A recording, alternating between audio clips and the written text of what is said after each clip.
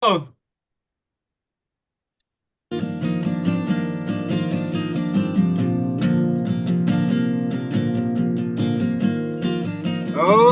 Okay. Let's do it. Welcome back to another episode of Two Plant-Based Brothers. I am William, the teacher, and this is my brother. Daniel the one being on the trail. Very good. All right, Daniel. What in the world are we going to talk about today? Well, we want to do a check-in. That's right. You Veganuary. promised to check in with people last week, so let's do that. That's a great idea. Absolutely. Check in. We can check in with ourselves even, check in with the people, see how they're doing. And then we're going to continue a little bit into the food area as it relates to blue zones. So we'll talk a little bit about blue zones, what we know, maybe what we don't know, or what we're curious about. And we'll go from there.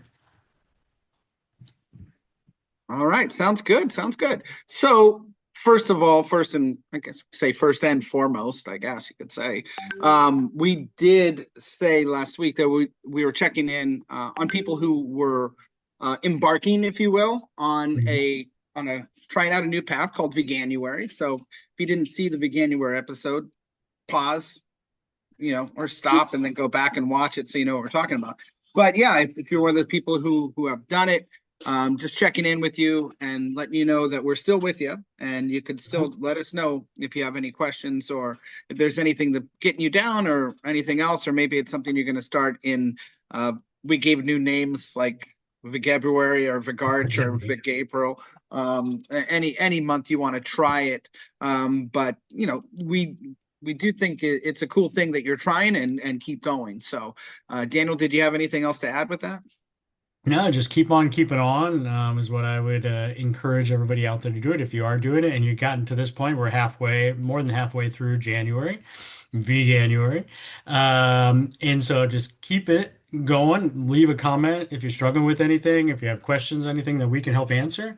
Really want to use this as a place to check in because we're here, because we've done it. Maybe not in January, but we made Yeah, that transition. maybe not in January specifically, but yeah, I've been pretty close. But we are going to be talking today about blue zones, right? And Daniel, I know you are somewhat of a blue zone expert. I wouldn't call myself an expert by any means, but You did enthusiast. watch a documentary. I took copious notes on said documentary in my head. Yeah. Yeah, no, it's something that's interested me for a few years now. I think I was first introduced to blue zones, I don't know, in 2020 when I kind of made the plant-based journey to start. Maybe that's how I kind of one of the documentaries I read up on of just like taking note of what I'm putting into my body as it pertains to longevity. We talked about before our dad's health deteriorating quite rapidly over the last few years of his life that before he passed, and that being kind of the catalyst for me to make a switch on plant-based diet. And Blue Zones was a big part of that. So yeah, enthusiast for sure, and I'd love to talk about kind of what I know and the interest as much as I can. Yeah, you're never going to guess, or maybe you know, I don't know if you know this, but where did I first hear of blue zones? Because it was before you. Was it B for me? Well, it was BD? before 2020. I can Yeah. tell you that. I could tell you exactly where I was I when I. you know what I think I have a guess. I don't know exactly which level of English textbook it was, but I'm pretty confident it was the New American Inside Out, and or it could have been a different Cambridge book or something. But I think it was No, the it New was American New Inside Out. American Inside Out. I Was was it teaching pre-intermediate or intermediate? pre-intermediate. Very good. And it was Yes. a weird thing where I was teaching pre-intermediate in between two different Cambridge sessions. So if you're not an ESL teacher, you're not going to geek out on what we're talking about. But yeah, I was for Embassy English. I was in a corner room, and I remember teaching this unit that was talking about blue zones, and I found it fascinating, and it's something that I hadn't known about, and Right. specifically targeted in this. It was like a reading passage, and it's just a couple hundred words. It was for pre-intermediate students, level, I believe B1. It may have been A2, but I believe B1 pre-intermediate is what it was. But you could have been wrong. It could have been A2. Anyway, Doesn't matter. It was about these places where people live longer than other places, and on average, much longer. In fact, Hmm. where the average, age is like 90 years or something like that, and on a regular basis, live to be 100. And it's just something to understand that it sometimes things are going to happen in your life, and there is a genetic makeup, but there's certain things you can't control, but there are many things you can't control in a way based on these places where people Hmm. follow a certain lifestyle, that allows most of them to reach, not just reach old age, but to thrive into Correct, old correct. age. And this is Absolutely. something you've said before, is that your goal is to live to be 100, but not just 100, but to be a healthy 100.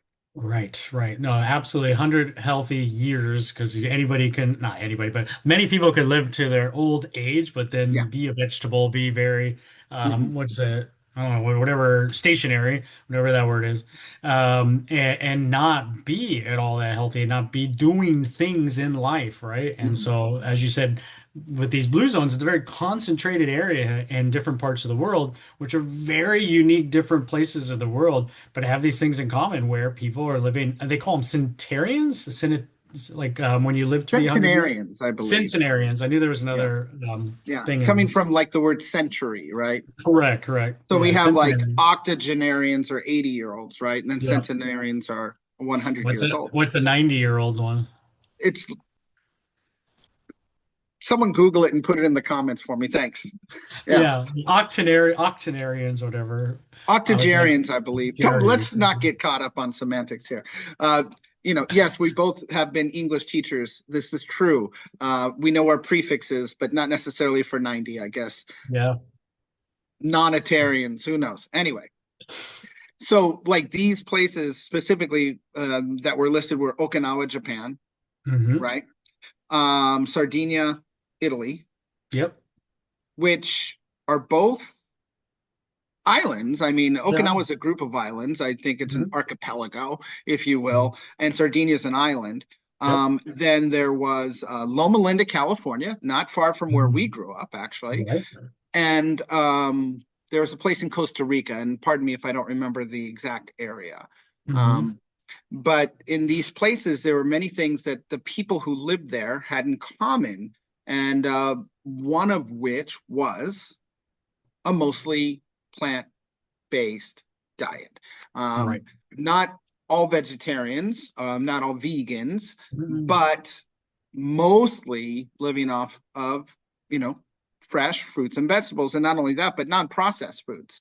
Right. So you want to tell us a little about what you know about the Okinawans? Yeah, so I think from an Okinawan perspective, from what I had watched, like William said, is a lot of kind of locally grown produce. I think the Japanese sweet potato is like a super food, which is in almost every meal. A lot of mobility of just walking, Uh-huh. part of daily life. So movement, I would say, and different exercises, nothing strenuous. So it wasn't strenuous exercise whatsoever, but just exercising, which involved movement, of many ways. And I think socially, there's a Japanese word for just like bringing people together, and it's almost like a community of people financially. I Mm-hmm. thought was very interesting in Okinawa. And then this word that I've been obsessed with for probably like 5 years now is their ikigai. Do you know what ikigai means? Have we talked about that personally? I don't think so, but I'm gonna guess it's like the reason for living or the Yeah. meaning of life or something like that. Yeah, roughly translate because we don't have a single word in the English Yeah. language. But it's basically like your purpose, Purpose. but it's reason for living. It's the same thing of like Okay, why. so I win. I get a point, Yeah. teacher. Thank you. No, you totally get a point. You get a A hundred star. points. Yeah. And it is. It's a reason to wake up. It's your thing that you're put on this planet for, and having purpose in one's life, I think sets a really nice tone. So it's not just like the food aspect. There's so much more to, I think, these blue zones that there's been a number of studies on this that just fascinates me and excites me about things that I want to incorporate in my own life. to hit that 100 healthy years. So that's just a few tidbits that I remember from then in particular. Loma Linda was the most fascinating for me because, as William said, it is maybe 15-minute drive from where we grew up. And to think that people were living in a concentrated area for, over like people living over 100 years in that area, which we always joked about being so smog induced of a particular place, like just a sprawl of a city, like or suburbia, I guess you could say, a sprawl of Mhm. Los Angeles greater area. I never thought people lived healthy lives out there, and to think about Loma Linda was very interesting. Yeah, And and I I think you like, really hit the nail on the head with the environmental concerns that we have. And I was really shocked about this because, when we were growing up in, Yucaipa, California, the smog was a real deal. In the summertime when I would go to two-a-days for football, I'd wake up, we would go running, and I would be sick, honestly, choking on it. It was disgusting. yeah. And Loma Linda's right there in the heart of that, I guess you'd call San Bernardino Valley, Mhm. where all that pollution comes. And it's just like for people to live that long. But really, with them, they are vegetarians. For Mhm. most, okay, let's just stick with the most of the people. Maybe not. Don't quote me on most of the people. A lot of people in Loma Linda, it was a collection of Seventh Day Adventists, right? Correct. Yeah, exactly. That is it. And it's in Loma Linda itself, the population is very small. I don't want to even guesstimate on what percentage of people are Seventh-day Adventists, but let's just assume a huge majority of that is Mm-hmm. Seventh-day Adventist. And so Seventh Day Adventists don't drink alcohol. They do not, right? They do not eat meat, No. and they're very, very strong sense of community. Yes, And from social, like people gather what I to understand is pray and service. they take their Sabbath very seriously, Yep. and they're very spiritual and very in touch with their God Mhm. and their beliefs, and they're known to, from what I understand, is do a lot of walking in nature, Mhm. spending time in nature. Mhm. Together, and that togetherness, as you described in Okinawa, definitely goes over to that Loma Linda category. And Mhm. I believe in Sardinia it's the same. I mean, Yep. there's a certain thing about blue zones, about people having that not just family, but extended family and that community Mhm. of really good friends to spend time with. And if you look at other blue zones, you might see. Let's go to Sardinia for example. Mhm. You're going to see people living longer, not vegan, not even Mhm. vegetarian, but meat is not the focus of a plate. And Right. that's the thing with America. You go to a restaurant, your protein is Mhm. main thing. You don't go and order a plate of vegetables with a side of steak, Right. right? And so I think that's the one of the biggest takeaways as far as being two plant-based brothers and selling our Yeah. brand, is the fact that that meat, although it does exist, and once again, going back to like the locally raised, they're going to eat a little bit of something, but very little alcohol. In Sardinia, Mhm. I think they have a wine Wine, yeah. that they have, and you'd have to watch some documentary. Maybe I'll put a link in the notes to a good one. Who knows? And you know, it has certain, I don't know, polyphenols, something like that, a Mhm. higher percentage of it. So the people do that, but it's in common with that. I think it's a low amount, moderate alcohol, very little Mhm. meat, a movement, Mhm. and a community. I think that might sum up the blue zones. What do you think about that summation? No, I think that's a great summation. I think the only thing I'll add in Okinawa, I remember this after the fact, is, and I don't remember what percentages, but they have another phrase in Japanese of like eat until you're, I don't know, 70% full, whatever the It's percentage 80%. is. 80, thank you. Yeah. 80% full. And I just love that from a mentality perspective of when you go to eat your meals, right? Of just like, Mm-hmm. no, I'm not going to eat till I'm, busting at the seams or, have to loosen my belt loop or whatever it is. Eat till you're 80% is like you treat food differently when you eat like that. And as a recovering binge eater, myself, and have an interesting relationship with food myself, it's something that I really want to practice this year and put into practice this year, of eating till 80% and not eating till I feel, disgustingly full. And I don't know about you, but and it could stem from childhood, is that I have a tendency to clean my plate. Well, And like that, 100%. But one thing they do in Okinawa is they have smaller plates for crying out loud, yeah, yeah, and that could be a genius move. And definitely, right. I know what you're coming from. I don't know what 80% feels like. Mhm. Yeah, But the thing is, I portion out my meals and I have what I have. But uh, as the situation comes up, you said called yourself a binge eater. hmm One thing for me is, yeah, I'll clean the plate, but then what if that was 80%? I don't know. And then, yeah, a couple more chips or something like that, and that's the whole thing is where that gets me. And hmm eating too much, or maybe even, especially if you go out to eat. I mean, right. goodness gracious, look at the portions that you're getting, and I will clean my Huge. plate. I don't want to take things home, and I don't want to get it. I don't want to waste it. Yeah, same. That's the psyche for me. I don't want to take it home because either it's too little or too much, or it's not going to reheat the same, right? Something like whatever excuse I make for not taking it home, and then I end up not wanting to waste it because I feel bad for wasting it, so then I overeat. Yeah, it's Plain and like that simple. one waiter said to our mother and my daughter when they're in Chicago. So is this garbage? Oh, not It's cool. like he asked them if they wanted to take it, and they're staying in a hotel, and they're like, "No, no." So is this garbage? Yes, yes, it I hope is. she's I hope she's laughing at this story right now. But yeah, it the truth is, so it is wasteful. But I Right. mean, if you didn't make the portion so big, I mean, I don't know. But think about like these things about controlling that is something to think about as far Mhm. as maintaining a healthy lifestyle, right? Right. So now that we've kind of covered the basics of the blue Mhm. zone, how do you feel that you are doing personally? Um, in this way of, if we were to follow this blueprint, Right. pun intended for blue zone blueprint. Yeah. How are you doing, Daniel? What do you think? I don't know, D minus. Like I feel pretty bad. Well, maybe I give myself more credit on some of the diet because primarily, obviously, I'm plant-based. But when it comes to Yeah, processed foods, lack of whole foods, and that's one of my goals this year, right? yeah, Is to practice eating more whole foods and same and here. and being a big part of my diet. So then that will increase a lot. But socially, way behind. I'm definitely starting to create that at the new gym I joined, as well as kind of movement. I feel pretty good about that. Just like where I work from home, coffee shops walking distance, gyms walking distance, so I feel decent about that.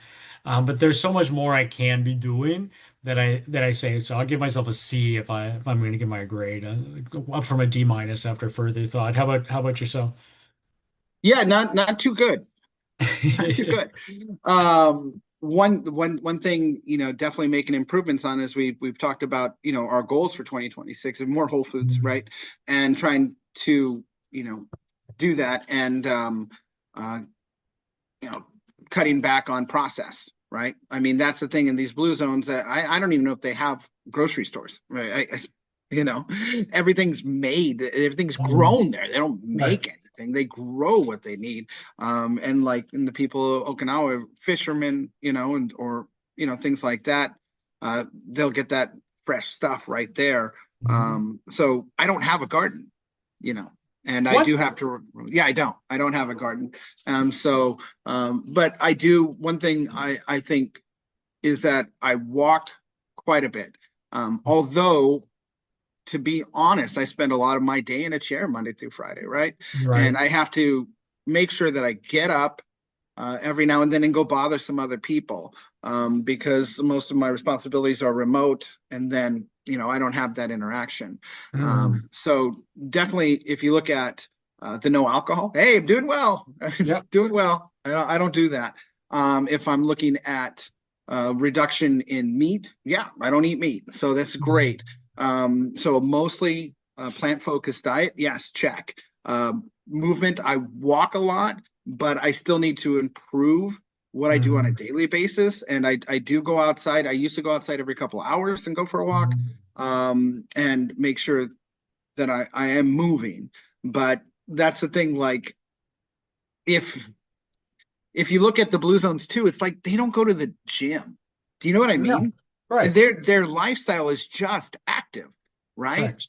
And whether it's like chopping wood or cleaning Hmm. something, I don't know. I don't have any wood to chop. I could work on Yeah. that, but I You got do. some work. But yeah, but I walk to the store. I Hmm. think that's a big plus. I think not. I Huge. don't have a car personally, Hmm. right? I mean, I have cars that I can use at home, but I don't have one. And so Right. every day I've got to walk down that hill of the trolley, and then I got to walk back the trolley. So I got to walk back up the hill. I got to walk Hmm. to the store. I got to, walk up to the mall to buy, Christmas cards. And Hmm. so, I'm constantly doing that. But when I get home, it is rather just chill, Hmm. turn on the TV, read a Right. book, Right. nothing that's going to be movement, too much, Hmm. besides the cooking. But normally that's just really a Sunday thing, you know, Yeah. and doing, all the dishes and everything like that. So I could increase, but when it comes to um, social interactions, Hmm. This is I'm it. I'm Us an F. recording. Yeah, I'm an F, man. I talk to in person. I talk with my coworkers Hmm. and I talk with my family, Yeah. right? And that's it. So I think we are going to, work on that. As far as you and I talking more Hmm. via Zoom is great, but we're going to get out together, right? Right. And that's something. Just a big shout out to my oldest daughter, Madeline, who got me out on Yeah. outside. And I do like to walk alone. I like to walk alone. I like it to be mine. But she's all, let's go to Torrey Pines. So That's we did. beautiful. And I know you guys who follow me on Instagram, don't forget Hmm. William the Teacher, check it out. Hmm. It was closed, the trails were closed. And Hmm. so we walked a few different places and we did some serious declines and inclines. She got me huffing and puffing, like that. So that was good, and spending time with people outside is good. And Yes, that's something that they'll tell you isolation kills. it So does. but I'm really happy when I'm out walking by myself, to be honest with you. But yeah, I do have to spend more time. I think for me personally, not to get too psychoanalytic, but a lot of my time with my friends as an adult, and you can go back and watch episode 5, right, was surrounded by drinking, Alcohol. right? Yeah. That's what we did, and it's difficult when you take that out of the equation, Hmm. and who knows? Got to Finding find. new hobbies, right? Finding new things. I think that's something that we're looking to create here in our specific neighborhood too, because I think Mhm.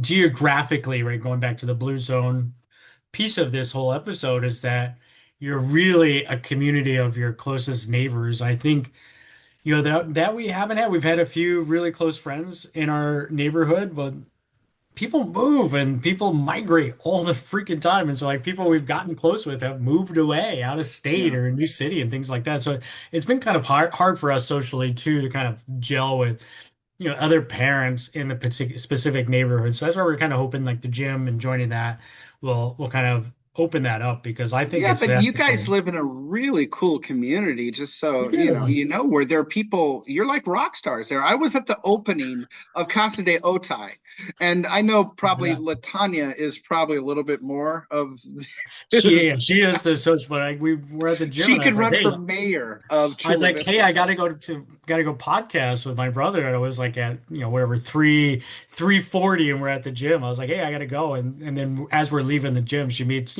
two people she knows. She's like, oh, hey, how's it going? And I was Yeah, like, I guess she's not coming with me. yeah. Yeah. But yeah, she's gonna live longer than you. So Correct, which is the case, right? And yeah. so that's what I'm trying to flip. We are trying to flip on the script of like, hey, let's be active on this now and in your 50s, my 40s.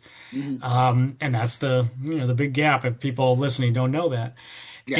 And so we're looking to flip the script on that because we know how it can save our life and extend our life. So it is a big, goal of mine to actually proactively do it.